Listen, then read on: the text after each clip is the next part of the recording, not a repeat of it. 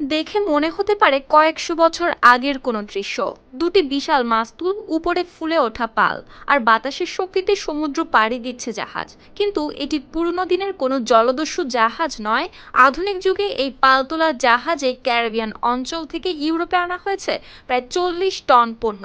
কারণ জ্বালানি পুড়িয়ে নয়, যতটা সম্ভব বাতাসের শক্তি ব্যবহার করে পণ্য পরিবহন ছিল একমাত্র উদ্দেশ্য।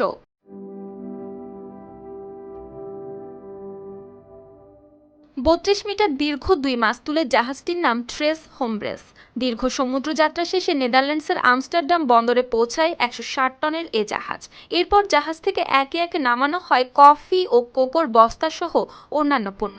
আর এই জাহাজটি পরিচালনা করছে ফেয়ার ট্রান্সপোর্ট। এদিকে প্রতিষ্ঠানটির পরিচালক সাবিন ফক্স জানান, সমুদ্র যাত্রায় জাহাজটির মূল শক্তি আসে বাতাস থেকে। তাই প্রচলিত পণ্যবাহী জাহাজের তুলনায় এতে কার্বন নিঃসরণ হয় খুবই কম। তবে পরিবেশ বান্ধব এই ব্যবস্থার জন্য সীমাবদ্ধতাও রয়েছে।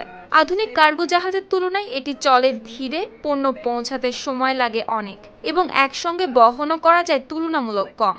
আর যেহেতু ইউরোপ ও ক্যারিবিয়ানের মধ্যে চলাচলের সময় জাহাজটি কফি, কোকো, ওয়াইন ও অলিভ অয়েলের মতো পণ্য পরিবহন করে, এবং দীর্ঘ সময় ও সীমিত পরিমাণে পণ্য আনার কারণে পরিবহন খরচ বেড়ে যায়। ফলে এই পথে আনা কফির দামও সাধারণ কফির তুলনায় কিছুটা বেশি পড়ে।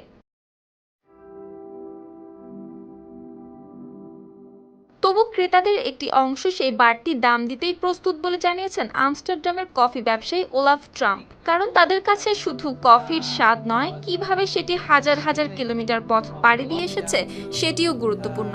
অর্থাৎ শত বছর আগে যে পালতোলা জাহাজ ছিল সমুদ্রপথে পণ্য পরিবহনের স্বাভাবিক মাধ্যম, জলবায়ু পরিবর্তনের এই সময় সেই পুরনো প্রযুক্তি নতুন করে দেখাচ্ছে আরেক সম্ভাবনা। কিভাবে জ্বালানি কম পুড়িয়ে বাতাসের শক্তিতেও আটলান্টিক পাড়ি দিয়ে পণ্য পৌঁছানো সম্ভব। শুক্তি রায়, আর টিভি।